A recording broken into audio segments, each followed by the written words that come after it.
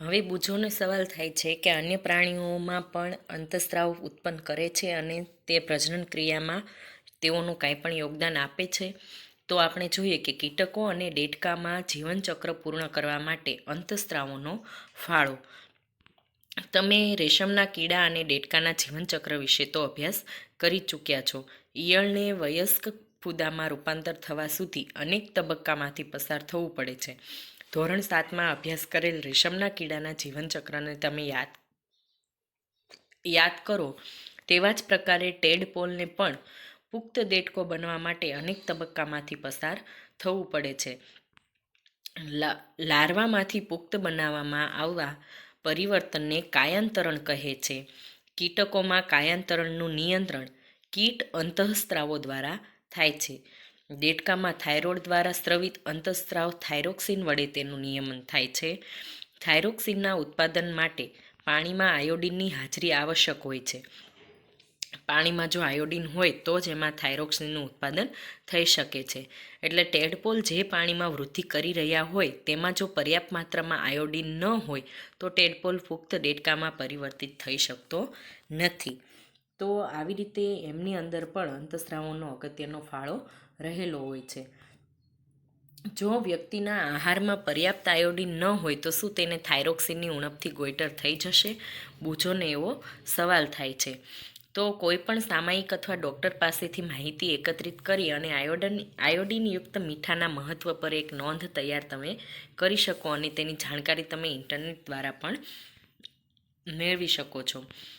ત્યારબાદ આપણે સ્વાસ્થ્ય આપણું કેવું જાળવવું જોઈએ, કઈ રીતે એમાં આપણે ધ્યાન રાખવું જોઈએ અને કેટલી કાળજી રાખવી જોઈએ, તો એના વિશે આપણે ચર્ચા કરીએ. તો વ્યક્તિની શારીરિક તેમજ માનસિક તંદુરસ્તી તે વ્યક્તિનું સ્વાસ્થ્ય કહેવાય છે. માનસિક રીતે એટલે અંદરથી પણ વ્યક્તિ તંદુરસ્ત હોવો જોઈએ અને બહારથી શરીરથી પણ એ પોતે તંદુરસ્ત રહેવો જોઈએ. કોઈ પણ ઉંમરની વ્યક્તિના શરીરને સ્વસ્થ રાખવા માટે તેને સંતુલિત આહારની જરૂરિયાત હોય છે. કોઈ પણ ઉંમરની વ્યક્તિ હોય અને શરીરને સ્વસ્થ રાખવા એનો આહાર સંતુલિત હોય તો એ પોતે તંદુરસ્ત રહી શકે છે. વ્યક્તિએ પોતાની સ્વચ્છતાનું ધ્યાન રાખવું જોઈએ તેમજ પર્યાપ્ત શારીરિક કસરત પણ કરવી જોઈએ. તરુણાવસ્થામાં જ્યારે શરીર વૃદ્ધિ કરે છે ત્યારે ઉપરની બાબતમાં અત્યંત આવશ્યક થઈ જાય છે. એટલે કે ઉપરની બાબત છે એ ખૂબ જ જરૂરી બની જાય છે. તો તરુણની પોષણ આવશ્યકતાઓ કે તરુણને ખાવા પીવામાં આહારમાં કેવું ધ્યાન રાખવું જોઈએ. તો તરુણાવસ્થા તીવ્ર વૃદ્ધિ તેમજ વિકાસની અવસ્થા છે. આથી કોઈપણ તરુણના આહારનું આયોજન અત્યંત કાળજીપૂર્વક કરવું જોઈએ. તમે અભ્યાસ કરી ચૂક્યા છો કે સંતુલિત આહાર શું છે?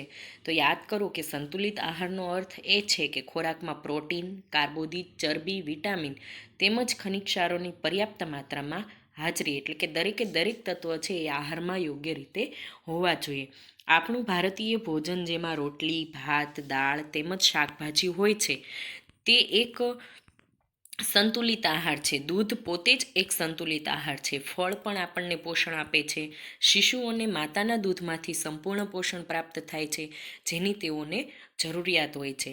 લોહ તત્વ રુધિરનું નિર્માણ કરે છે તથા લોહથી ભરપૂર ખોરાક જેવા કે લીલા પાંદડાવાળા શાકભાજી, ગોળ, માંસ, સંતરા, આમળા વગેરે કિશોરો માટે સારા છે. તમારા બપોરના તથા રાત્રિના ભોજનના ખાદ્ય પદાર્થોની તમે તપાસ કરો. શું ભોજન સંતુલિત તેમજ પોષક છે? શું તેમાં એવા ખાદ્ય પદાર્થો સામેલ છે કે જે ઉર્જા પ્રદાન કરે છે તથા શું તેમાં દૂધ, માંસ, ધાન્યો તેમજ કઠોળ સમાવિષ્ટ છે જે વૃદ્ધિ માટે પ્રોટીન પ્રદાન કરે છે? શું તેમાં ચરબી તેમજ શર્કરા પણ સામેલ છે જે ઉર્જા પ્રદાન કરે છે? ફળ અને શાકભાજી વિશે શું ખ્યાલ છે જે રક્ષણાત્મક ખોરાક છે? ચિપ્સ તથા પેકિંગ ફૂડ અથવા ડબ્બામાં બંધ ખોરાક સ્વાદિષ્ટ હોય છે પરંતુ તેને નિયમિત ભોજનના ભોગે ન ખાવા જોઈએ કારણ કે તેમાં પોષણની માત્રા પર્યાપ્ત હોતી નથી. આપણે જે પોષણ જોઈએ એ ચિપ્સ કે પેકિંગ ફૂડ જે પેકિંગમાં રહેલા ખોરાક છે એને આપણે થોડા ઘણા તમે નાસ્તા પૂરતા ખાવ એ યોગ્ય કહેવાય, પણ એને આપણે એક ખોરાક નિયમિતપણે એને ભોજનના ભોગે આપણે ખાઈએ તો પછી એમાંથી આપણને કાંઈ પોષણ મળતું નથી. તો અહીંયા પાછી આપણને એક પ્રવૃત્તિ આપેલી છે કે તમારા મિત્રોનું એક જૂથ બનાવો, એવા ખાદ્ય પદાર્થોના નામ લખો કે જે તમે ગઈકાલે નાસ્તામાં, બપોર પછી કે સાંજના ભોજનમાં ખાધા હોય. એવા ખાદ્ય પદાર્થની ઓળખ મેળવો કે જે ચોક્કસ વૃદ્ધિ માટે જવાબદાર હોય. જંક ફૂડને પણ ઓળખો કે તે તમે ગઈકાલે ખાધા હોય. આ પ્રવૃત્તિ તમે તમારી જાતે કરી શકો. આકૃતિ 10.6 એટલે કે હમણાં આપણે આકૃતિ જોઈએ, એમાંથી પ્રેરણા લઈને ચાર્ટ અથવા પોસ્ટર બનાવો અને તમારા વર્ગમાં ચોંટાડો, જેનાથી તમે કિશોરના આહાર પ્રત્યેની આવશ્યકતાથી સચેત રહો. તેના માટે તમે તમારી રચનાત્મક શક્તિનો ઉપયોગ કરી તેને વિજ્ઞાપન સ્વરૂપે પણ પ્રદર્શિત કરી શકો છો. આ વિષય પર તમે સ્પર્ધાનું પણ આયોજન કરી શકો. જો અહીંયા આપણને જુદું જુદું વસ્તુઓ આપેલી છે કે જેમાંથી આપણને ખોરાકના પોષક પદાર્થો પ્રાપ્ત થાય છે, જેમ કે માંસ છે, શાકભાજી છે, ત્યારબાદ ફળો, દૂધ અને ઈંડા. આ બધા ખોરાક આપણા શરીર માટે જરૂરી છે. અનાજ છે કે જેમાંથી આપણને પોષક પદાર્થો મળી રહે છે. હવે આપણે વાત કરી પોષણ આવશ્યકતાઓની, ત્યારબાદ આપણે વાત કરી વ્યક્તિગત સ્વચ્છતાની, કે આપણે આપણા શરીરની સ્વચ્છતા કેવી રીતે રાખવી જોઈએ. તો કે પ્રત્યેક વ્યક્તિએ દરરોજ સ્નાન કરવું જોઈએ. કિશોરો માટે આ અત્યંત જરૂરી છે, કારણ કે પ્રસ્વેદ ગ્રંથિઓની વધુ પડતી સક્રિયતાથી શરીરમાં દુર્ગંધ ઉત્પન્ન થાય છે. શરીરના બધા જ ભાગોને સ્નાન કરતી વખતે સારી રીતે સાફ કરવા જોઈએ. જો સફાઈ ન રાખવામાં આવે તો બેક્ટેરિયલ સંક્રમણ એટલે કે ચેપ થવાનો ખતરો રહે છે. છોકરીઓએ ઋતુસ્રાવ દરમિયાન સફાઈનું વિશેષ ધ્યાન રાખવું જોઈએ. તેઓએ પોતાના ઋતુચક્રનું ધ્યાન રાખીને તેની માટે તૈયાર રહેવું જોઈએ. સેનેટરી નેપકિન અથવા સ્વચ્છ ઘરગથ્થુ પેડનો ઉપયોગ કરવો જોઈએ. જરૂરિયાત પ્રમાણે દર 4-5 કલાક પછી તેને આપણે બદલતા રહેવા જોઈએ. ત્યારબાદ શારીરિક વ્યાયામ કે ખુલ્લી હવામાં ફરવું તથા રમવું શરીરને ચુસ્ત તેમજ સ્વચ્છ રાખે છે. બધા જ તરુણ છોકરાઓ તેમજ છોકરીઓએ બહાર ફરવું, વ્યાયામ કરવો તથા રમવું જોઈએ. અત્યારે તો આપણે આ વસ્તુ છે એ મોબાઈલમાં જોવા મળે છે. દરેક છોકરાઓ છે એ હંમેશા મોબાઈલમાં રમતા હોય છે. ખુલ્લી હવામાં ફરવું, રમવું એ કોઈ કરતું નથી. તો ત્યારબાદ આપણને અહીંયા એક પ્રવૃત્તિ આપેલી છે કે તમારા વર્ગમાં એવા વિદ્યાર્થીઓના આંકડા એકત્રિત કરો કે જે નિયમિત વ્યાયામ કરે છે તથા એવા વિદ્યાર્થીઓના પણ આંકડા એકત્રિત કરો કે જે કસરત કરતા નથી. તો તમને તેની ચુસ્તી અને સ્વસ્થતામાં ફરક જણાશે અને નિયમિત કસરતના લાભ પર તમે અહેવાલ તૈયાર કરી શકો છો. ત્યારબાદ નશાકારક પદાર્થોને તમે ના કહો, કે કોઈ પણ નશાકારક પદાર્થ હોય તેનું આપણે વ્યસન કરવું જોઈએ નહીં. તરુણાવસ્થા વ્યક્તિની શારીરિક તેમજ માનસિક સક્રિયતાનો એક સમય છે, જે વૃદ્ધિનો એક સામાન્ય ભાગ છે. તેથી મૂંઝવણ કે અસુરક્ષિતતાનો અનુભવ ન કરો. જ્યાં સુધી કોઈ દવા ડૉક્ટર દ્વારા આપવામાં આવેલી ન હોય ત્યાં સુધી કોઈ પણ વ્યક્તિ એવું કહે કે આ ડ્રગ્સના સેવનથી સારું લાગશે કે તણાવ મુક્ત અનુભવશો, તો પણ તે દવા લેવી જોઈએ નહીં. ડ્રગ્સ છે એક નશાકારક પદાર્થ છે જેની ટેવ પડી જાય છે. જો તમે તેનું સેવન એકવાર કરો છો તો તમને સતત લેવાની ઈચ્છા થાય છે, પરંતુ આગળ જતાં તે ખૂબ જ હાનિકારક બને છે, જે સ્વાસ્થ્ય તેમજ ખુશી બંનેને બરબાદ કરી દે છે. તમે એઇડ્સ વિશે તો ચોક્કસ સાંભળ્યું હશે, જે HIV નામના ખતરનાક વાયરસ દ્વારા થાય છે.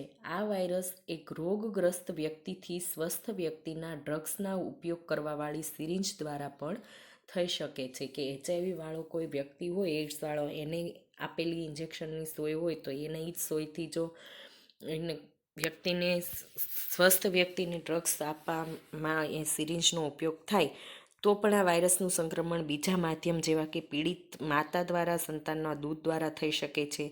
HIVથી પીડાતા વ્યક્તિની સાથે જાતીય સંપર્ક બનાવવાથી એટલે કે પ્રજનન કરવાથી પણ આ રોગ છે એ ફેલાઈ શકે છે. ત્યારબાદ આપણને અહીંયા કેટલીક અગત્યની વધારાની માહિતી મહત્ત્વની આપેલી છે કે પૌરાણિક તેમજ ખોટી માન્યતાઓ કેટલીક છે એને આપણે દૂર કરવી જોઈએ. કે પ્રકરણ 9 તથા આ પ્રકરણમાં તમે મનુષ્યના પ્રજનન સંબંધિત વૈજ્ઞાનિક તથ્ય તેમજ સિદ્ધાંતના વિષયમાં તમે અભ્યાસ કર્યો. એવી ઘણી બધી ખોટી માન્યતાઓ, અવધારણાઓ પ્રચલિત છે કે જેને જાણ્યા પછી તરુણ હોવાના નાતે તમારે તેને છોડવી જોઈએ. ઉદાહરણ તરીકે કિશોરોના શારીરિક પરિવર્તન સંબંધિત અનુભવોથી લઈને અનેક પૌરાણિક તેમજ ખોટી માન્યતાઓ છે, તેમાંથી કેટલીક નીચે તમને આપવામાં આવેલ છે. હવે તમે આના સંબંધિત તર્ક ઉત્પન્ન કરી શકો છો કે આ પૌરાણિક અથવા ખોટી માન્યતા છે જેનો કોઈ આધાર હોતો નથી. કે ઋતુસ્રાવના સમયે જો કોઈ છોકરી કોઈ છોકરાને જુએ તો તે ગર્ભવતી બની જાય છે. એક માન્યતા છે, આવું કંઈ હોતું નથી. સંતાનની જાતિ માટે માતા જવાબદાર હોય છે, એ પણ એક ખોટું છે. એના માટે કોણ જવાબદાર હોય છે? આપણે આ પ્રકરણમાં જોયું કે એના માટે નરના જે રંગસૂત્ર હોય છે એ જવાબદાર હોય છે. ઋતુસ્રાવની અવસ્થામાં છોકરીનું રસોડામાં કામ કરવું નિષેધ છે, એ પણ એક ખોટી માન્યતા છે. એનો પણ આપણે પાળવી જોઈએ નહીં. તમને આવા અનેક વાક્યો તથા પૌરાણિક તથ્યો જોવા મળશે જેનો કોઈ આધાર નથી, તેને દૂર કરવો અથવા તો છોડી દો. ત્યારબાદ અહીંયા આપેલું છે આપણને તરુણી દ્વારા ગર્ભધારણ. કે તમે ચોક્કસપણે જાણતા હશો કે આપણા દેશમાં છોકરીઓ માટે લગ્નની ઉંમર 18 વર્ષ અને છોકરાઓ માટે 21 વર્ષની છે. તેનું કારણ એ છે કે તરુણાવસ્થામાં છોકરીઓ શારીરિક તેમજ માનસિક રૂપે માતૃત્વ માટે તૈયાર હોતી નથી. બાળ લગ્ન તથા માતૃત્વથી માતા તેમજ સંતાન બંનેને સ્વાસ્થ્ય સંબંધિત સમસ્યાઓ ઉત્પન્ન થઈ શકે છે.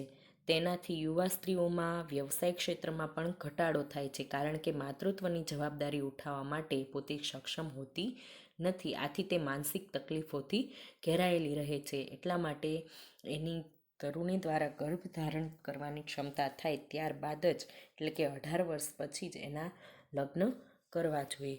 તો અહીંયા જે આપણે તરુણાવસ્થાનો અભ્યાસ કર્યો એ એક ખૂબ જ અગત્યની, આપણા જીવન માટે એક ખૂબ જ અગત્યની અને ઘણા બધા ફેરફારોવાળી અવસ્થા હોય છે કે જીવનમાં જે કાંઈ આપણે શરીરનો વૃદ્ધિ વિકાસ જે કાંઈ છે એ બધું જ તરુણાવસ્થામાં થતું હોય છે. એટલે કે યુવાનીના પ્રારંભ સમય, એટલે કે યુવાની અને શિશુકાળ વચ્ચેનો મહત્ત્વનો જે ગાળો છે એ છે તરુણાવસ્થા.